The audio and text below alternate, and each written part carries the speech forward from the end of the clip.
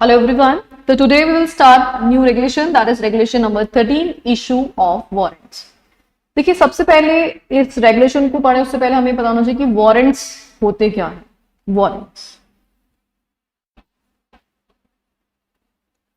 Warrants basically future में share allotment का एक प्रॉमिस होता है ना, allotment of shares in future, इसका क्या है, प्रॉमिस है। तो अगर आपको फ्यूचर में कंपनी के शेयर्स लेने हैं तो आप उसके लिए क्या कर सकते हो, वारंट्स खरीद सकते हो। उसके लिए जैसे ईसॉस होता है, ऑप्शन स्कीम होती है, तो ऑप्शन स्कीम में भी क्या होता है कि आप फ्यूचर में शेयर खरीदते हो, अभी आप पार्टिसिपेट करते हो, कुछ अर्नेस्ट मनी अभी जमा कराते हो, और अगर फ्यूचर में आपको लगता है कि शेयर का प्राइस बढ़ गया है तो फिर आप क्या करते हो, शेयर खरीद लेते हो। तो एग्जैक्टली वारंट्स में भी ऐसा होता है। जैसे एम्प्लॉय स्टॉक ऑप्शन स्कीम में तो क्या होता है कि आप सिर्फ और सिर्फ एम्प्लॉयज को ही बेनिफिट दे रहे थे, बाकी किसी को बेनिफिट नहीं दे रहे थे। लेकिन वारंट किसी के लिए भी अवेलेबल है, पब्लिक के लिए भी अवेलेबल है। तो अगर आज कोई भी कंपनी पब्लिक इशू ला रही है, आईपीओ लेके आ रही है, तो आईपीओ में जितने भी शेयर वो इशू कर रही है उसके साथ वो क्या कर सकती है, वारंट भी अटैच कर सकती है। दैट मीन्स कुछ शेयर आपको अभी प्रेजेंट में लेने हैं तो प्रेजेंट में ले लो, कुछ शेयर आपको फ्यूचर में खरीदने हैं तो फ्यूचर में भी खरीद लो। तो इस तरह का जो फैसिलिटी होती है उसको क्या बोलते हैं, वारंट बोलते हैं। और इसके लिए रेगुलेशन नंबर 13 जो है वो अट्रैक्ट होगी। अब रेगुलेशन 13 की कंडीशंस क्या क्या है। कंडीशन नंबर 1 क्या बोलती है,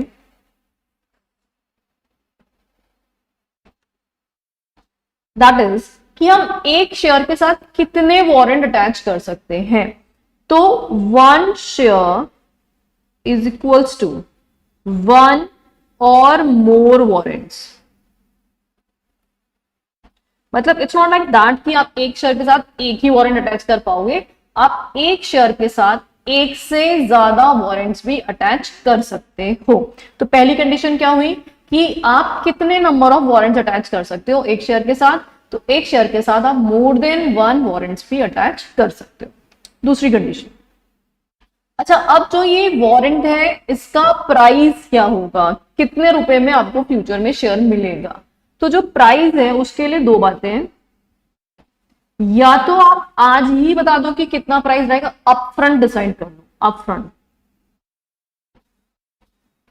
या फिर मान लो अब आप बोलते हो कि यार हम कन्वर्जन तो करेंगे मान लो 1 साल बाद, तो आज कैसे डिसाइड कर लें। तो उस केस में हम क्या करते हैं, फॉर्मूला बता सकते हैं।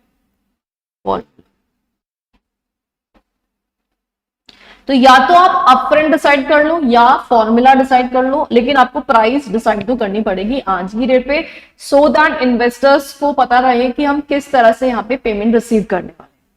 अब हमें अभी अमाउंट मंगाना कितना है। देखिए अगर मान लो आपने अपफ्रंट प्राइस डिसाइड कर ली कि हम फ्यूचर में इस वारंट के बदले में आपसे 1000 रुपए ले, है ना, आपने पहले से डिसाइड कर दिया, तो इन दैट सिचुएशन जो भी प्राइस आपने अपफ्रंट डिसाइड की है उसका 25% इमीडिएटली मंगाना पड़ेगा। इमीडिएटली मतलब 1000 रुपए की प्राइस फिक्स कर दी तो 1000 रुपए का 25% मतलब 250 रुपीज अभी के अभी मंगाना।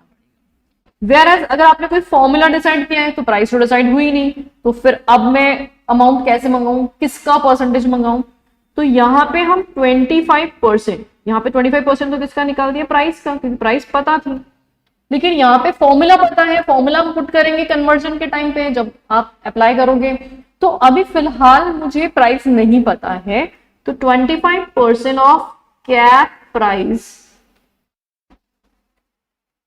ऑफ इक्विटी शेयर्स, जो इक्विटी शेयर आप इशू कर रहे हो अभी, तो उसमें आपने एक प्राइस बैंड फिक्स किया होगा, तो जो उसका कैप प्राइस है उसका 25% आपको अभी मंगाना होगा। तो ये तो हुआ प्राइस और कितना पैसा मंगाना है उसकी कंडीशन। तीसरी कंडीशन ये बोलता है कि भाई वारंट के बदले में शेयर कितने टाइम में मिल जाएंगे। तो इसके लिए टाइम ड्यूरेशन इसने बोला कि मैक्सिमम 18 महीने का टाइम है, तो कन्वर्जन पीरियड मतलब कितने टाइम में वारंट से शेयर मिल जाने चाहिए, and that is what maximum 18 months. 18 महीने का मैक्सिमम टेन्योर होगा।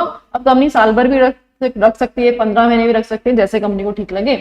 और फिर उसके बाद कंपनी एक टाइम फ्रेम देगी कि भाई इस टाइम के अंदर अंदर आपको डिसाइड करना पड़ेगा कि आपको शेयर लेना है या नहीं लेना।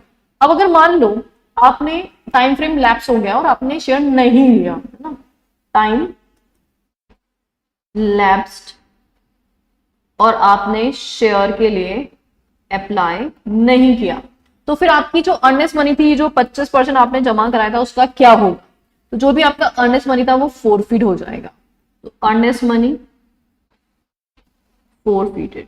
ये बिल्कुल ईसॉस की जैसा ही है। जैसे ईसॉस में आज आप ऑप्शन दे रहे हो, फ्यूचर में आपको शेयर मिलेगा, तो एम्प्लॉय डिसाइड करेगा कि उसको शेयर खरीदना है कि नहीं खरीदना है।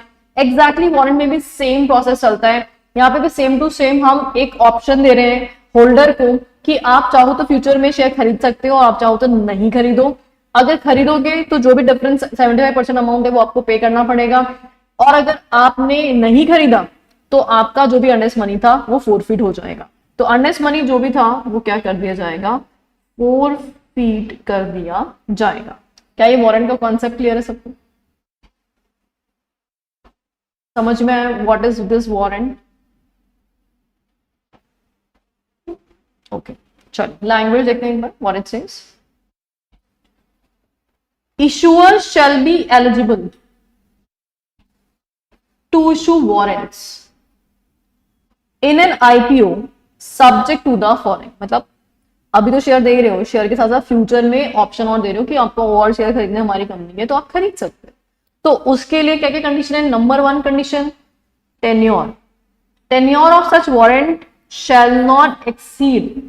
किससे एक्सीड नहीं करेगा? मैक्सिमम टेन्योर कितना रहेगा? 18 महीने from the date of allotment. तो जो भी आपका डेट ऑफ अलॉटमेंट है उसके 18 महीने के अंदर अंदर वारंट शेयर में कन्वर्ट होना ही पड़ेगा। पहली कंडीशन, मैक्सिमम टेन्योर कितना हो गया? 18 महीने हो गया।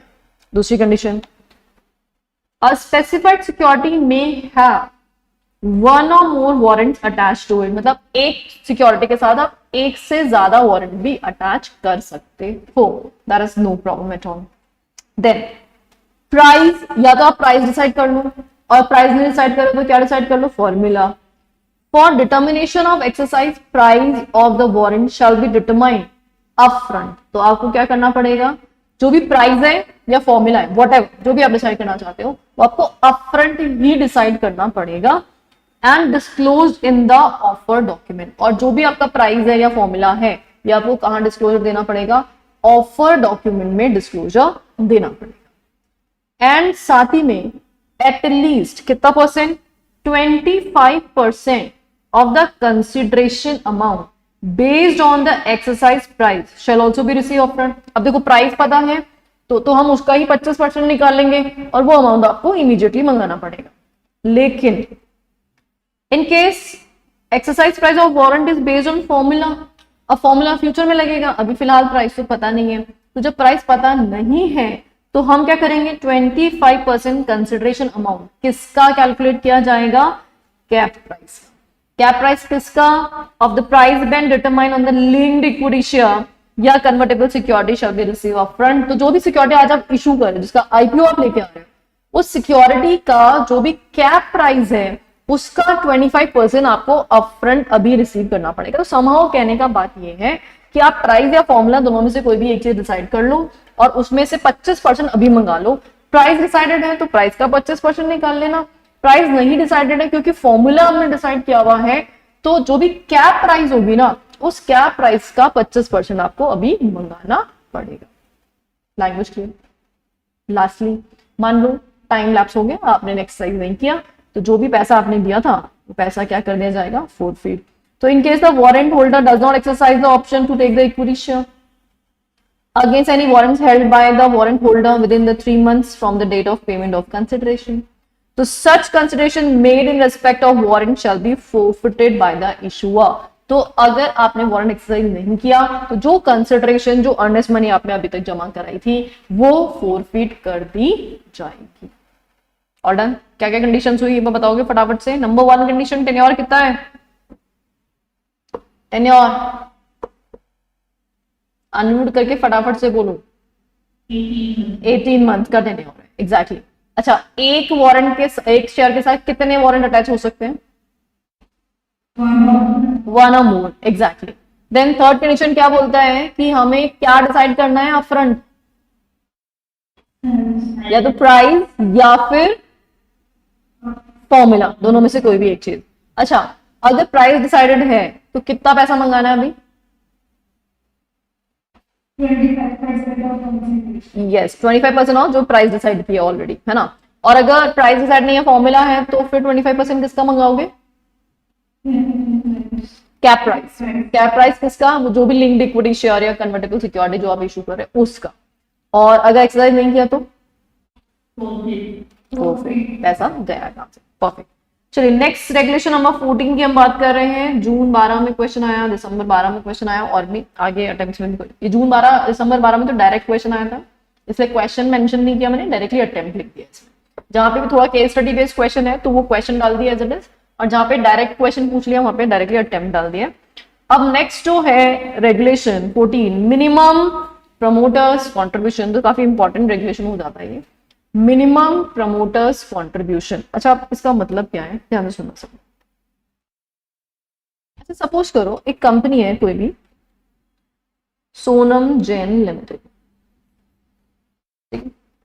और मान लो मैं आपको बोलूं कि आप सबको इस कंपनी में पैसा इन्वेस्टमेंट,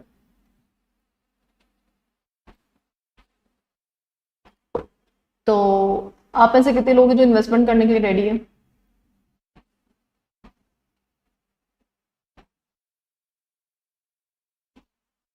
अरे बिजनेस अच्छा है, प्रोस्पेक्टस वगैरह सब कुछ दे दूंगी, अब बताओ कौन कौन इन्वेस्टमेंट करने के लिए रेडी है?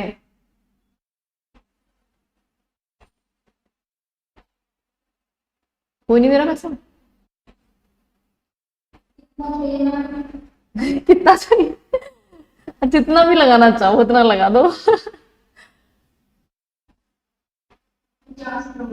50? अच्छा क्या बात है, उषा ने 50 करोड़ का इन्वेस्टमेंट किया, बाकी जनता कितना कितना इन्वेस्टमेंट कर रही है या इन्वेस्टमेंट कर ही नहीं रही? 20 करोड़, अरे सही एकदम, लविश काका 20 करोड़ आ गया, और बाकी जनता? ओके, एंड 10 करोड़, भाई सही बोली लग रही है, एकदम बढ़िया। चलो ठीक है। अच्छा आप लोगों ने इन्वेस्टमेंट किया, किसी ने 50 करोड़, किसी ने 10 करोड़, 20 करोड़, कोई 100 करोड़ इन्वेस्टमेंट कर रहा है, बहुत अच्छी बात है, company is doing very well.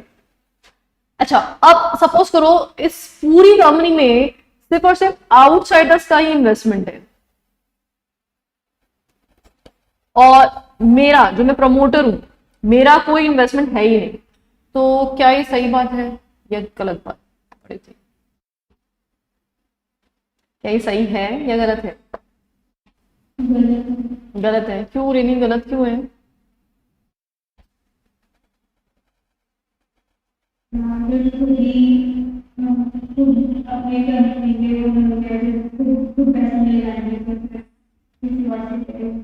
नहीं, बाकी उन्होंने तो लगाया है पैसा, हाँ पर एक प्रॉब्लम होगी। बीइंग अ प्रमोटर, अगर मैंने अपना कोई भी स्टेक नहीं लगाया तो कंपनी पूरी तरह से किसके कंट्रोल में चली जाएगी? आउटसाइडर के कंट्रोल में चली जाएगी, है ना। तो विजन मेरा है, डिसीजन मेकिंग बाहर वालों का होगा, मेरा कोई वोटिंग नहीं रहेगा कंपनी के अंदर, तो बिल्कुल नहीं चलेगा ना ऐसा। कंपनी पूरी तरह से आउटसाइडर्स के कंट्रोल में चली जाएगी तो बिजनेस कभी भी ग्रो नहीं कर पाएगा, बिजनेस में डिसीजन मेकिंग कभी भी अच्छी नहीं हो पाएगी। तो इसलिए ऑब्वियसली प्रमोटर का इन्वेस्टमेंट तो होना ही चाहिए। सेकेंडली, अगर मेरा पैसा नहीं लगा हुआ होगा तो मैं उतनी सरदर्दी भी नहीं लूंगी, है ना, कि भाई ठीक है डूबेगा तो बाहर वालों का पैसा डूब जाएगा, मुझे क्या ही। लेकिन अगर मेरा पैसा लगा हुआ है तो डेफिनेट सी बात है मैं एकदम एक्टिवेट होकर काम करूंगी, अलर्ट होकर काम करूंगी, भाई मेरा पैसा भी डूब रहा है। आज मुकेश अंबानी जी है ना, रिलायंस में उनका काफी बड़ा स्टेक है ना, तो अगर रिलायंस में कुछ भी गड़बड़ होती है तो सबसे पहले नुकसान तो उन्हीं को होगा ना। तो क्या वो कभी कोई ऐसा काम करना चाहेंगे जिससे कि उनको खुद को नुकसान हो जाए? तो डेफिनेटली नॉट। तो हम हमेशा क्या देखते हैं कि भाई प्रमोटर का कितना स्टेक कंपनी में लगा हुआ है, तो उसके हिसाब से आउटसाइडर्स भी उसके अकॉर्डिंगली इन्वेस्टमेंट करते हैं। तो यहाँ पे तो आईसीडीआर रेगुलेशन तो यहाँ पे एक कंपल्शन डालती है कि प्रमोटर का मिनिमम प्रमोटर कंट्रीब्यूशन होना तो जरूरी है ही। तो यहाँ पे कितना प्रमोटर कंट्रीब्यूशन होना चाहिए? तो मिनिमम प्रमोटर कंट्रीब्यूशन जो चाहिए हमें, दैट इज व्हाट 20%, एटलीस्ट कितना परसेंट होना चाहिए? 20% होना चाहिए। किसका 20% निकालोगे? Of post issue capital. अब पोस्ट इशू से हमारा क्या मतलब है? पोस्ट इशू से मतलब है आफ्टर आईपीओ, आईपीओ के बाद जो भी हमारी कैपिटल आती है, जैसे मान लीजिए ऑलरेडी आज आपकी कैपिटल थी आईपीओ से पहले, प्लस जो आप आईपीओ लेके आए, दोनों कैपिटल को ऐड कर लो। जैसे मान लो एग्जिस्टिंग कैपिटल प्लस जो आईपीओ आ रहा है, दोनों को ऐड कर लो, और उसका 20% जो है वो कैलकुलेट आपको करना पड़ेगा, और इतना मिनिमम प्रमोटर कंट्रीब्यूशन तो आपको मंगाना ही पड़ेगा। ये बात समझ में आ गई। अब कभी कभी ऐसा हो सकता है ना कि प्रमोटर के पास इतना फंड ना हो, might be there is a possibility कि मान लो हमारी एग्जिस्टिंग कैपिटल जो है वो है 1000 करोड़, और हम आईपीओ लेके आना चाह रहे हैं मान लो 5000 करोड़, तो टोटल मिला करके पोस्ट इशू कैपिटल कितनी हो जाएगी 6000 करोड़। तो 6000 करोड़ का 20% कितना होता है 1200 करोड़ होता है। ठीक है, अब मान लो पहले से ऑब्वियसली 1000 करोड़ में से कुछ पैसा तो उसने पहले से इन्वेस्टमेंट किया ही होगा, मान लो 200 करोड़ उसका पहले से इन्वेस्टेड है, तो अगर 200 करोड़ पहले से इन्वेस्टेड हुआ उसका, तो और कितना लाना पड़ेगा उसको 1000 करोड़ लाना पड़ेगा। मान लो उसके पास इतना पैसा नहीं है, इतना फंड अरेंजमेंट नहीं है, मान लो उसके पास अभी सिर्फ 600 करोड़ का ही फंड है, तो इसका मतलब 400 करोड़ का क्या पड़ रहा है उसको शॉर्टफॉल पड़ रहा है। तो जो ये 400 करोड़ का शॉर्टफॉल पड़ रहा है, क्या ये फंड किसी और से ले सकता है? तो हाँ ले सकता है, इसके लिए परमिशन ग्रांटेड है। तो 7 लोग हैं जिनसे ये फंड का अरेंजमेंट कर सकता है। तो ये कौन बताता है हमें? रेगुलेशन नंबर 14 बताता है कि किन किन से फंड अरेंज कर सकता है, और कितना फंड अरेंज कर सकता है, मैक्सिमम 10%। और वही पोस्ट इशू कैपिटल का 10%, मतलब पोस्ट इशू कैपिटल कितनी है 6000 करोड़ है, तो 6000 करोड़ का 10% कितना होता है 600 करोड़ होता है। इसका मतलब 600 करोड़ से ज्यादा आप बाहर वालों से पैसा नहीं ले सकते। यहाँ पे शॉर्टफॉल 400 करोड़ का ही है तो चलेगा, 600 करोड़ के बियॉन्ड बिल्कुल नहीं जा सकते। तो रेगुलेशन नंबर 14 जो है वो मिनिमम प्रमोटर कंट्रीब्यूशन की रेस्ट्रिक्शंस के बारे में बात करता है। तो लेट्स हैव अ लुक क्या क्या कंडीशंस है। Number 1, promoter of the issue shall hold at least how much percent? 20%। किसका 20%? पोस्ट इशू कैपिटल का 20%। तो पोस्ट इशू कैपिटल के 20% के इक्विवेलेंट हमें क्या करना पड़ेगा? प्रमोटर का कंट्रीब्यूशन मंगाना पड़ेगा। लेकिन अगर बाई चांस वो नहीं ला पा रहा है, in case post issue share holding of promoter is less than 20%, तो किन किन से पैसा मंगाया जा सकता है? Number 1, alternative investment fund. Number 1, alternative investment fund, AIF जिसको बोलते हैं हम। दूसरा है foreign venture capital investor, foreign venture capital investor. तीसरा है scheduled commercial bank. Fourth one is public financial institution. Number 5 is insurance company registered with IRDA। Number 6, any non individual public share holder. Non individual मतलब individual person नहीं होना चाहिए, वो कोई organisation कोई institution होना चाहिए। Share holder holding at least 5% of the post issue capital, और एनी एंटिटी चाहे वो इंडिविजुअल हो नॉन इंडिविजुअल हो, forming part of promoter group other than the promoters, मतलब जो प्रमोटर तो नहीं है लेकिन प्रमोटर ग्रुप के अंदर फॉल करता है, तो उनसे भी आप एक कॉन्ट्रीब्यूशन मंगा सकते हो। इस तरह से टोटल कितने लोग हो गए? 7 लोग हो गए। 7 लोग। तो 7 लोग कौन कौन हुए? Number 1 that is number 1 AIF, alternative investment fund. Number 2 कौन हुआ? फॉरेन वेंचर फंड, जो फॉरेन वेंचर फंड होते हैं उनसे भी आप यहाँ फंड ले सकते हो। नंबर 3 कौन हुआ? Scheduled commercial bank, public financial institution, insurance company. Non individual अगर कोई पर्सन है जिसने कितना परसेंट स्टेक होल्ड किया? 5% का स्टेक होल्ड किया। और 7th कौन सा हुआ? कोई सी भी एंटिटी, चाहे वो इंडिविजुअल हो नॉन इंडिविजुअल हो, लेकिन वो किससे रिलेट करती है? प्रमोटर ग्रुप से रिलेट करती है, खुद प्रमोटर नहीं है लेकिन प्रमोटर ग्रुप से रिलेट करती है। तो ये 7 लोग में से कोई भी यहाँ पे कंट्रीब्यूशन कर सकता है, लेकिन कितना कंट्रीब्यूशन कर सकता है?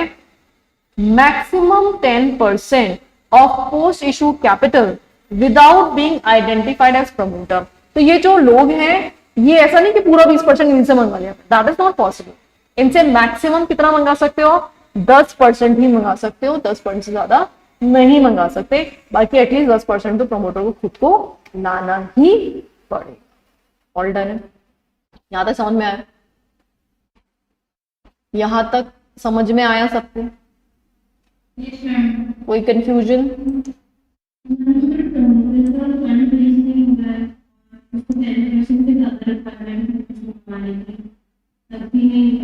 नहीं, अगर उसको 10% ज्यादा की नीड है तो नहीं हो पाएगा, तो फिर कंडीशन फुलफिल नहीं हो रही, और जब कंडीशन फुलफिल नहीं हो रही तो आप आईसीडीआर में पब्लिक इशू ला नहीं पाओगे। तो आपको 10% की लिमिट जो है एटलीस्ट वो तो फुलफिल करनी पड़ेगी, बाकी का 10% जो है आप इन 7 में से किसी से भी मंगा सकते हो। ठीक बात है? चलो अब आगे क्या बोलते हैं, देखो आगे बोलता है ये, provided further that the requirement of minimum promoter contribution shell not apply. अभी ऐसे बताओ, जिस कंपनी में प्रमोटर ही नहीं है, आइडेंटिफाइबल प्रमोटर नहीं है, तो कॉन्ट्रीब्यूशन किससे मंगाओगे? तो वहां पे फिर ये कंडीशन एप्लीकेबल नहीं होगी। तो shall not apply in case an issuer does not have any identifiable promoter. तो अगर किसी कंपनी का आइडेंटिफाइबल प्रमोटर ही नहीं है भाई, जब आइडेंटिफाइबल प्रमोटर नहीं है तो कॉन्ट्रीब्यूशन किससे मंगाओगे? तो फिर उस केस में कॉन्ट्रीब्यूशन का कोई केस नहीं है। चलो फटाफट से रिकैप करते हैं इस कंडीशन को। सबसे पहली बात, हम पब्लिक इशू ला रहे हैं, जनता से फंड रेजिंग करा रहे हैं, तो भाई ऑब्वियस सी बात है आप प्रमोटर से भी पैसा मंगाओ, तो कितना मंगाओ? कम से कम 20% मंगाओ। 20% किसका कैलकुलेट करेंगे? पोस्ट इशू कैपिटल का कैलकुलेट करेंगे। अब जब 20% आप कैलकुलेट कर रहे हो तो हो सकता है कि प्रमोटर का शॉर्टफॉल पड़ जाए, तो शॉर्टफॉल पड़ जाए तो कितने लोग? 7 लोग हैं जिनसे कि हम ये फंड पूल कर सकते हैं।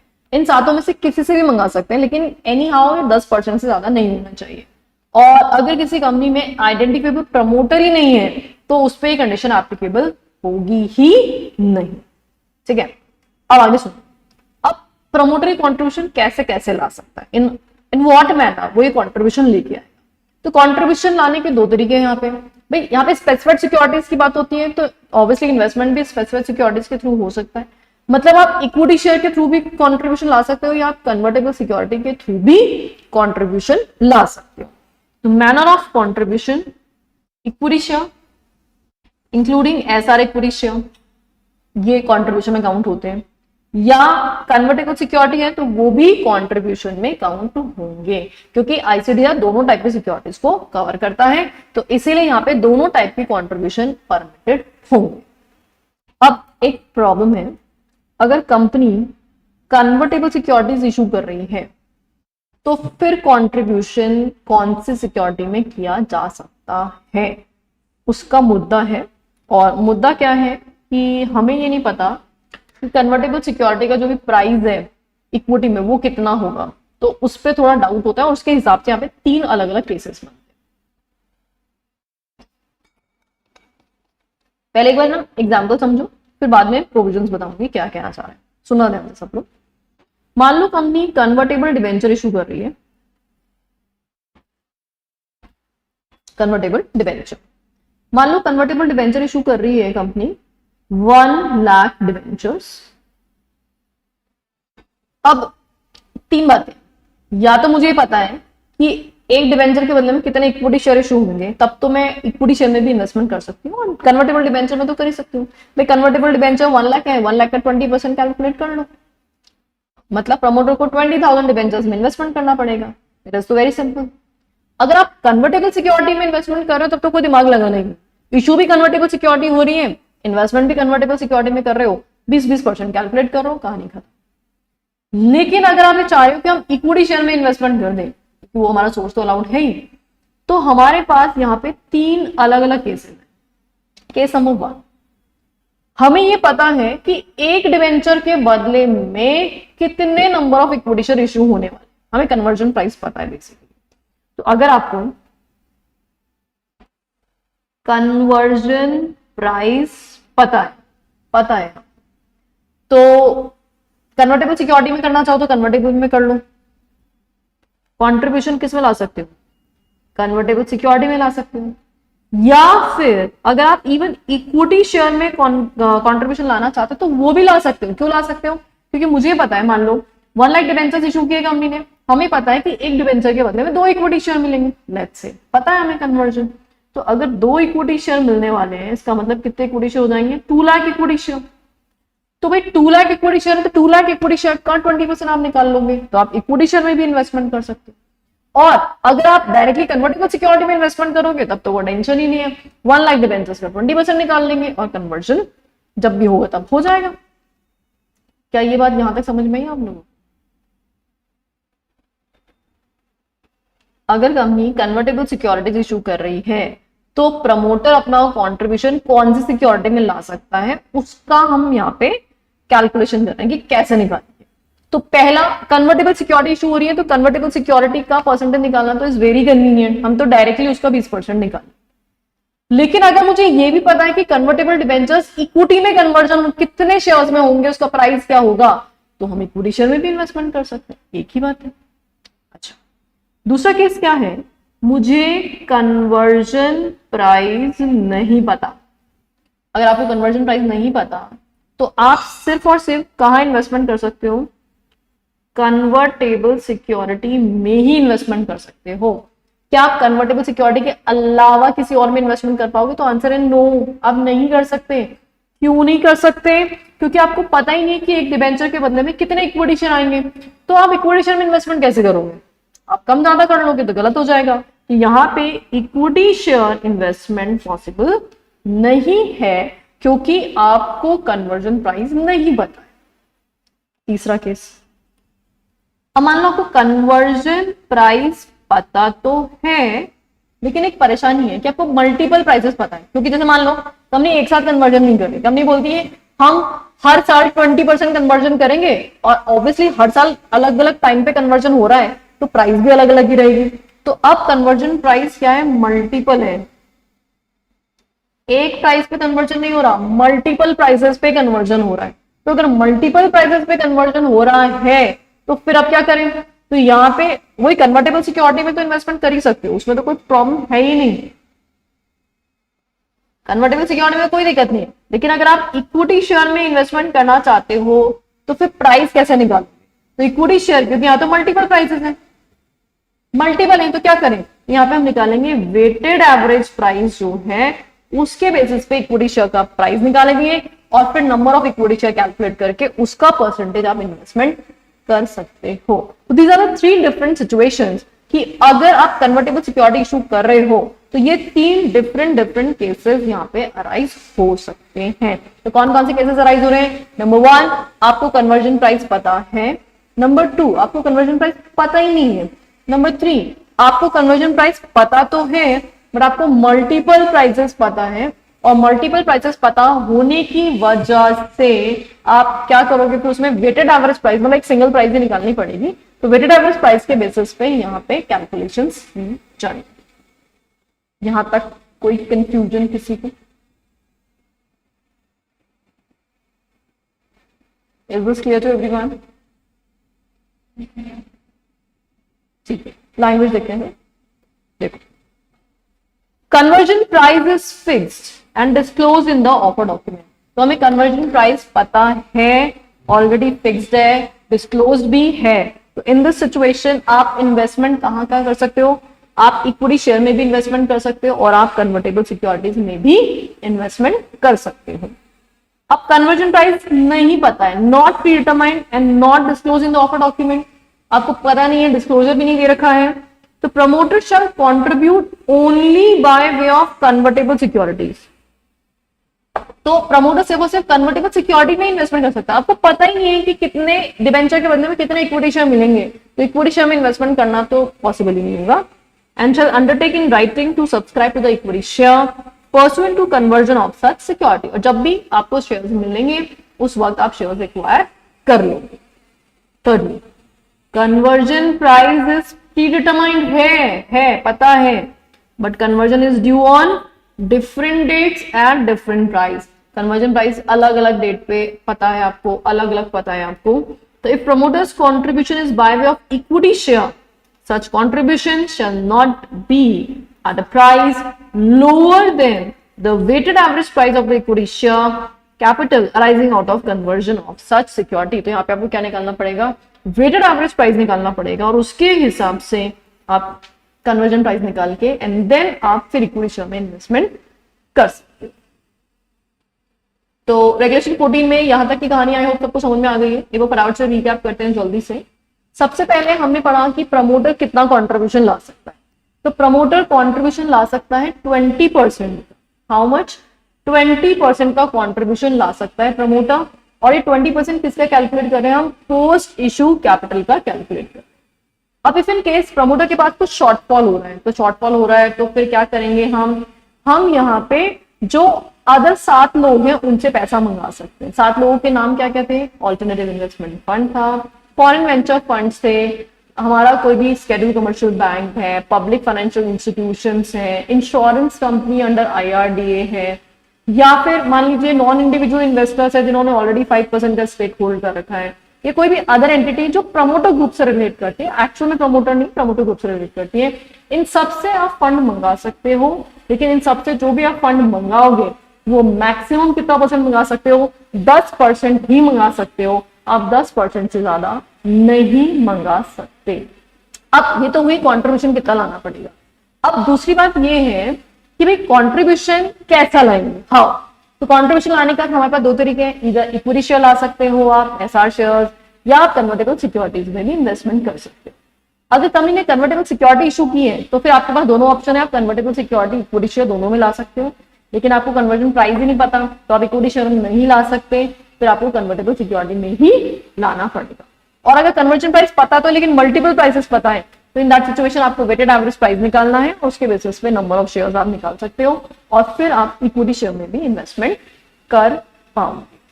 ठीक है, यहां तक की तो कहानी क्लियर।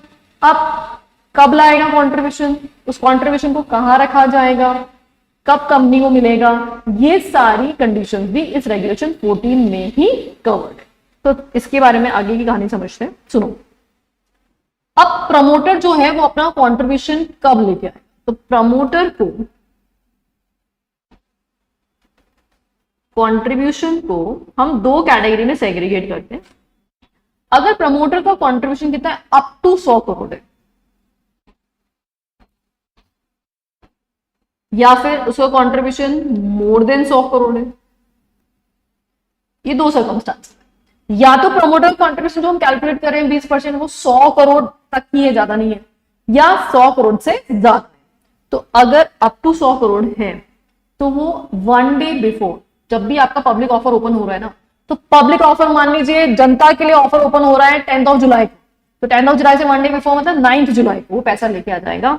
तो क्या करेगा? 1 डे बिफोर, किसके 1 day before? Issue opening date से पूरा एंटायर जितना भी कंट्रीब्यूशन बनता है वो एक दिन पहले लेके आएगा। एंटायर 1 डे बिफोर क्या लाएगा वो? Entire contribution. जितना भी कंट्रीब्यूशन बनता है प्रमोटर का, 50 करोड़, 60 करोड़, 70 करोड़, 80 करोड़, जितना भी बनता है उसका वो एक दिन पहले उसको लाना पड़ेगा पूरा का।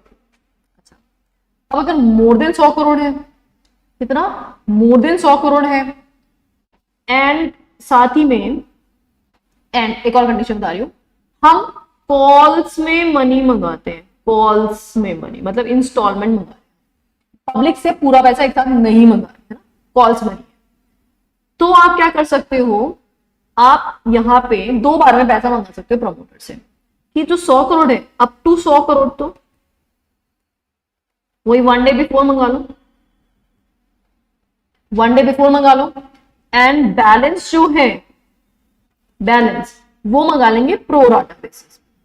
जब जब कॉल मंगाएंगे इन्वेस्टर से, पब्लिक से, तब तक इनसे भी हम प्रो राटा कॉल करेंगे। लेकिन ये प्रोविजन तभी एप्लीकेबल है जब आप कॉल मनी मंगा रहे हो। अगर आप कॉल मनी मंगा ही नहीं रहे हो, आप पब्लिक से भी लमसम पेमेंट मंगा रहे हो, तो फिर प्रमोटर से कंट्रीब्यूशन चाहे कितना भी क्यों ना हो, पूरा का पूरा पैसा आपको एक साथ एक दिन पहले ही मंगाना पड़ेगा। इफ नो कॉल्स तो किसी के लिए भी कॉल नहीं होगी। फिर प्रमोटर का मान लो प्रमोटर का कंट्रीब्यूशन आ रहा है 10,000 करोड़ सपोज, तो पूरा 10,000 करोड़ एक दिन पहले ही लेके आएगा वो, अगर कॉल्स नहीं है तो। और अगर कॉल्स है तो 100 करोड़ पहले मंगा लो, बाकी का पैसा जब जब कॉल्स मंगाएंगे इन्वेस्टर से तब तब हम इनसे भी मंगा देंगे। अच्छा, अब पैसा आ गया प्रमोटर का, तो जो भी उसने पैसा जमा कराया 1 डे बिफोर, जो भी, इस पैसे को कहाँ रखें? क्या कंपनी को दे दें? तो आंसर है नो, ये पैसा कंपनी को नहीं मिलेगा। ये जो पैसा आया है ये हम सेपरेट एस्क्रो अकाउंट में जमा करेंगे। एस्क्रो सेपरेट एस्क्रो अकाउंट में, मतलब कंपनी को नहीं दे सकते पैसा अभी। क्यों नहीं दे सकते? क्योंकि अभी हमें पता नहीं है कि इशू सक्सेसफुल होगा नहीं होगा। पता चले कि लिस्टिंग अप्रूवल नहीं आई है, कोई नॉन कंप्लाइंस हो गए हैं, मिनिमम सब्सक्रिप्शन नहीं आया है, पूरा पैसा रिफंड करना पड़ रहा है, तो ऐसे में तो कंपनी को ही पैसा दे दिया गया और कंपनी ने यूज कर लिया इन द मीन वाइल, तो लफड़ा हो जाएगा ना। तो इसीलिए ये पैसा अभी किस में रहेगा? सेपरेट एस्क्रो अकाउंट में ही पड़ा रहेगा, और कंपनी को ये पैसा कब मिलेगा? जब कंपनी का इशू सक्सेसफुल हो जाएगा। तो एस्क्रो अकाउंट से कंपनी को रिलीज किया जाएगा, रिलीज टू कंपनी कब? On successful completion of IPO. तो जब आईपीओ का पैसा कंपनी को रिलीज होगा ना, उसी वक्त इस एस्क्रो अकाउंट का पैसा भी कंपनी को रिलीज हो जाएगा। लॉजिकल बात है। हम प्रमोटर का पैसा क्यों फंसाएं बिना फालतू? अगर पब्लिक इशू ही नहीं आ रहा है तो प्रमोटर को भी पैसा लाने की कोई जरूरत नहीं होगी। अच्छा, कभी कभी ऐसा भी हो सकता है कि प्रमोटर जो है उसको अब कॉन्ट्रीब्यूशन लाने की जरूरत ही नहीं है, क्योंकि वो पहले ही इतना पैसा ला चुका है कि अब फर्दर उसको कुछ नहीं लाना। तो अगर if no further contribution is to be brought by promoter, तो अगर कोई कंट्रीब्यूशन नहीं लाना है अगर प्रमोटर को, इन दैट सिचुएशन फिर क्या करेगा? वो एक कैश फ्लो स्टेटमेंट देगा कि भाई मैं पहले जो आईपीओ से पहले इतनी इतनी कैपिटल ला चुका हूं, ये पैसा यहां यहां यूज हो चुका है। तो वो क्या देगा? एक कैश फ्लो स्टेटमेंट प्रोवाइड करे। क्या देगा? वो एक कैश फ्लो स्टेटमेंट प्रोवाइड कर देगा कंपनी को कि भाई मैं पहले पहले इतना इतना फंड लेके आया था, ये फंड यहाँ यहाँ ऐसे ऐसे यूटिलाइज हो चुका है। तो यहाँ पे एक ट्रांसपेरेंसी आपको मेंटेन करनी पड़ेगी। सिर्फ आप ये बोल दो कि भी पैसा पहले से ला चुका हूं, ऐसा नहीं चलेगा। आपको डिस्क्लोजर देना पड़ेगा और कहाँ कहाँ यूज हुआ ये भी बताना पड़ेगा। समझ में आई यहाँ तक की कहानी? तो प्रमोटर अपना कॉन्ट्रीब्यूशन कब लेके आएगा? 1 day before.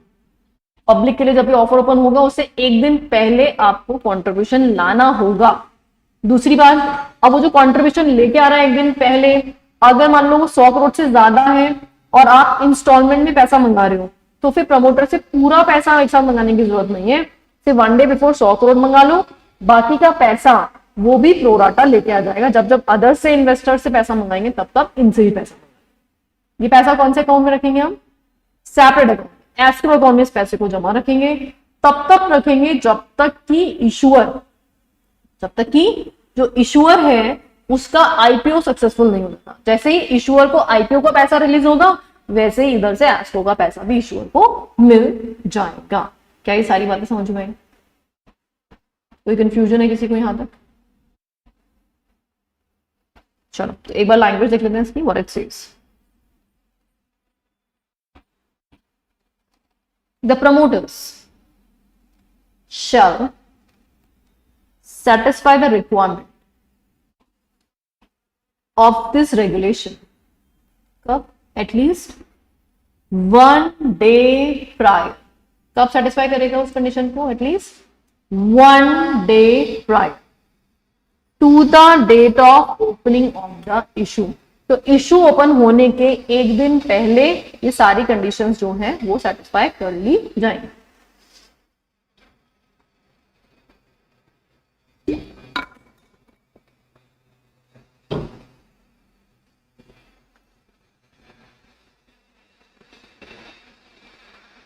In case the promoter have to subscribe for equity share or convertible security towards minimum promoter contribution, the amount of promoter contribution shall be capped। कहाँ रखा जाएगा? escrow account with a scheduled commercial bank। तो हमें एक scheduled commercial bank में escrow account open करना पड़ेगा, वहां पे सारा पैसा रखा जाएगा। which shall be released to the issuer, और इशूअर को ही कब रिलीज किया जाएगा? Along with the release of the issue proceed. तो जो आईपीओ का पैसा जैसे ही कंपनी को मिलेगा, मतलब आईपीओ सक्सेसफुल हो गया है, जैसे उसका पैसा मिलेगा एग्जैक्टली उसी वक्त क्या कर दिया जाएगा? एस्क्रो का पैसा भी इशूअर को दे दिया जाएगा। Provided the where the promoter's contribution has already been brought in. मान लो प्रमोटर कंट्रीब्यूशन पहले आ चुका है, पहले पुरानी कैपिटल थी उसमें इतना ज्यादा पैसा लगा रखा था कि नया कुछ पैसा मंगाने की जरूरत ही नहीं है, एंड यूटिलाइज्ड।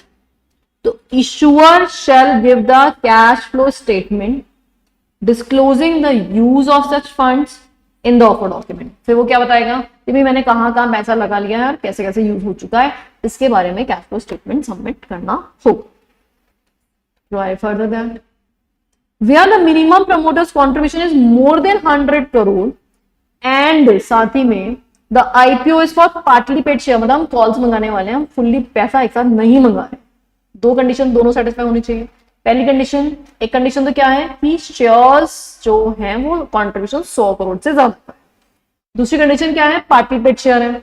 तो इन दोनों कंडीशन के सेटिस्फाई अगर हो जाती हैं तो promoter shall bring in at least 100 crore before the date of opening of the issue, and the remaining amount may be brought on a pro rata basis before the calls are made to the public। और बाकी का बचा कुछ amount जो है वो कब मंगा लिया जाएगा, प्रपोर्शनली। जब जब कॉल्स मंगाएंगे तब तब हम प्रमोटर से इस पैसे को मंगवा लेंगे। तो ये कौन सा रेगुलेशन पढ़ रहे थे आप, regulation number 14, that is what promoters contribution. तो काफी सारी बातें इसमें पढ़ी, काफी बड़ा रेगुलेशन था ये। तो हम लोगों को समझ में आया रेगुलेशन क्या क्या पढ़ा हमने।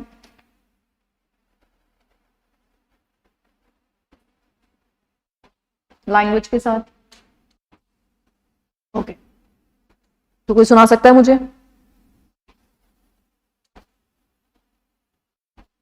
साथ में बोलेंगे सब, अनम्यूट करके साथ में बोलेंगे। सबसे पहली बात, प्रमोटर कंट्रीब्यूशन कितना परसेंट है? 20%। किसका 20%? पोस्ट इशू कैपिटल का। अब अगर प्रमोटर कंट्रीब्यूशन नहीं ला पा रहा है तो वो कितने कौन कौन से लोगों से ये फंड रेज कर सकता है? नंबर 1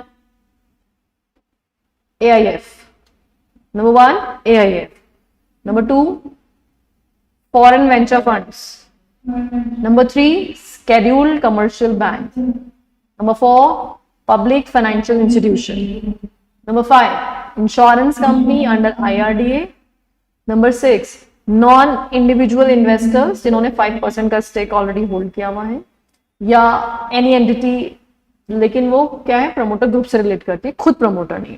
अच्छा, इन सातों लोगों से कितना फंड रेज किया जा सकता है? मैक्सिमम 10% रेज किया जा सकता है।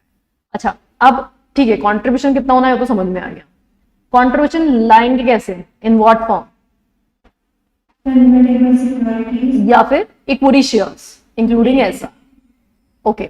अब अगर मान लो हम कन्वर्टेबल सिक्योरिटीज का इशुएंस करें तो उसमें कौन कौन से 3 केसेस हमें बताए थे? नंबर 1 दैट इज आपको कन्वर्जन प्राइस पता है। अगर आपको कन्वर्जन प्राइस पता है तो फिर किस किस में आप कंट्रीब्यूशन कर सकते हो? नंबर 1 इक्विटी शेयर में भी कर सकते हो, कन्वर्टेबल सिक्योरिटी में भी कर सकते हो। लेकिन अगर कन्वर्जन प्राइस नहीं पता है तो ओनली कन्वर्टेबल सिक्योरिटी में कर सकते हो, इक्विटी शेयर में नहीं कर सकते, क्योंकि आपको पता ही नहीं कितने इक्विटी शेयर में कन्वर्जन होगा। ठीक बात?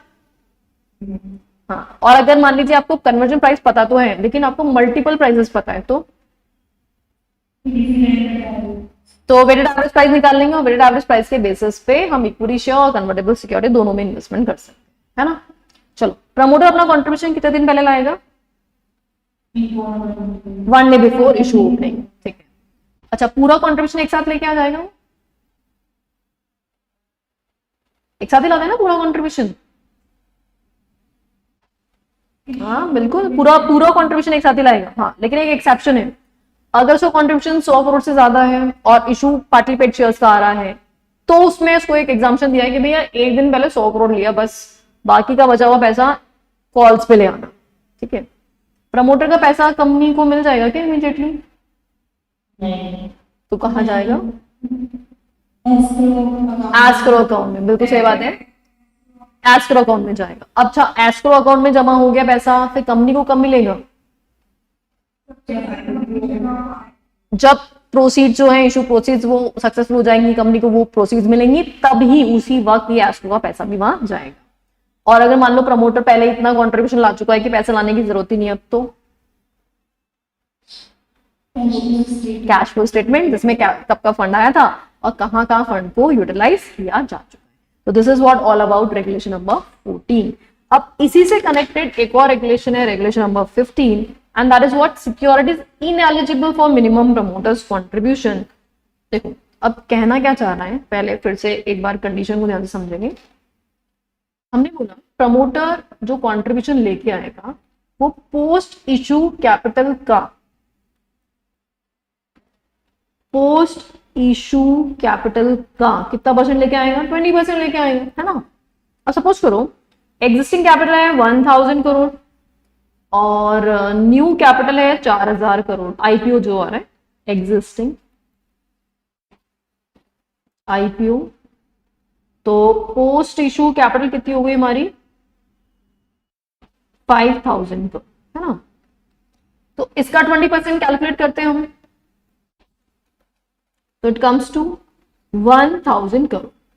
अब एग्जिस्टिंग जो 1000 करोड़ थी उसमें प्रमोटर का तो अच्छा खासा स्टेक होगा ही ऑब्वियसली। तो यहां पे मान लो प्रमोटर का जो स्टेक है, प्रमोटर स्टेक है 800 करोड़ का। तो हम क्या करेंगे, 1000 करोड़ में से 800 करोड़ जो है वो ऑलरेडी इन्वेस्टेड है, तो बैलेंस कितना बचा 200 करोड़। तो प्रमोटर से कितना मंगवाएंगे अब, सिर्फ 200 करोड़। क्या ये बात समझ में आई अभी तक? ये हो गया बैलेंस रिक्वायर्ड कंट्रीब्यूशन। अब ये बात है ना, प्रमोटर को अच्छे से पता है कि भाई जो भी मेरा एग्जिस्टिंग कंट्रीब्यूशन है ना उसका मुझे मिल जाएगा एग्जाम्पशन। तो वो क्या करेगा, बेईमानी कर सकता है। कैसे बेईमानी, खुद को फ्री में शेयर दे दे, तो फ्री में शेयर दे सकता है ना भाई। आईपीओ नहीं आया जब तक कंपनी अनलिस्टेड कंपनी है, अनलिस्टेड कंपनी है तब तक सेबी का कोई इंटरवेंशन नहीं था। तो हो सकता है ना आईपीओ लाने से पहले, जस्ट पहले वो खुद को फ्री ऑफ शेयर्स अलॉट करा दे ताकि उसको कंट्रीब्यूशन नहीं लाना पड़े। क्या लगता है, ऐसा कर सकता है ना?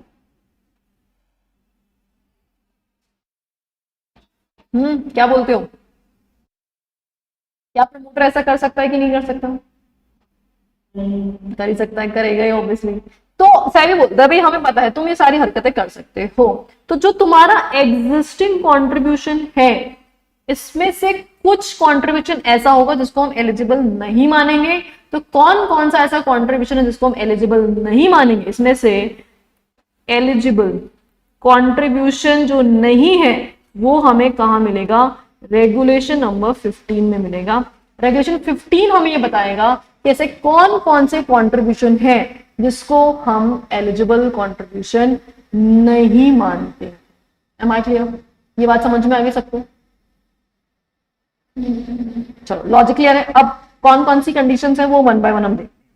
तो रेगुलेशन 15 में securities ineligible for minimum promoters contribution, this is what regulation number 15। तो मिनिमम प्रमोटर्स कंट्रीब्यूशन में कौन कौन काउंट नहीं होगा, उसमें सबसे पहली कंडीशन हमारी है नंबर 1, दैट इज मान लो आपने पिछले 3 सालों में, प्रीसीडिंग 3 years में आपने खुद को शेयर अलॉट कराए other than cash consideration, other than cash consideration, shares allotted, promoter को शेयर अलॉट हुए थे पिछले 3 सालों में अदर देन कैश कंसिडरेशन में। इसमें 2 बातें हैं। नंबर 1, एक तो आपने मान लो कोई भी रीवैल्यूएशन ऑफ कोई भी एसेट किया है या इंटेंजिबल एसेट का कैपिटलाइजेशन किया है। क्या क्या इन्वॉल्व था? Number 1 capitalization of intangible asset या फिर रीवैल्यूएशन ऑफ एसेट, ये इन्वॉल्व था उसमें। जैसे सपोज करो कोई प्रमोटर बोलता है कि मैंने कंपनी गुडविल बढ़ाई, goodwill is an intangible asset, उस गुडविल के बदले में मैंने शेयर ले लिए खुद को, तो भाई ये है कैपिटलाइजेशन ऑफ इंटेंजिबल एसेट। मतलब बिना फालतू के शेयर आपने ले लिया, आपने कुछ किया जा रहा है नहीं और आपने क्या कर लिया, उसको कन्वर्ट कर दिया शेयर्स में। या आप बोल रहे हो हमने पेटेंट रजिस्टर कराया, हमने कोई ट्रेडमार्क रजिस्टर कराया, तो आप अदर देन कैश कंसिडरेशन में शेयर्स ले रहे हो और इसमें कोई ना कोई इंटेंजिबल एसेट के कैपिटलाइजेशन इन्वॉल्व होने चाहिए। अगर ऐसा कुछ वो कर रहा है ना पिछले 3 सालों में, तो ऐसा कंट्रीब्यूशन एलिजिबल कंट्रीब्यूशन में फॉल नहीं करे। या मान लो पिछले 3 सालों में आपने खुद को बोनस शेयर अलॉट करा दिए, बोनस शेयर, और बोनस शेयर कहां से अलॉट करा दिए? आउट ऑफ रीवैल्यूएशन रिजर्व या अनरियलाइज्ड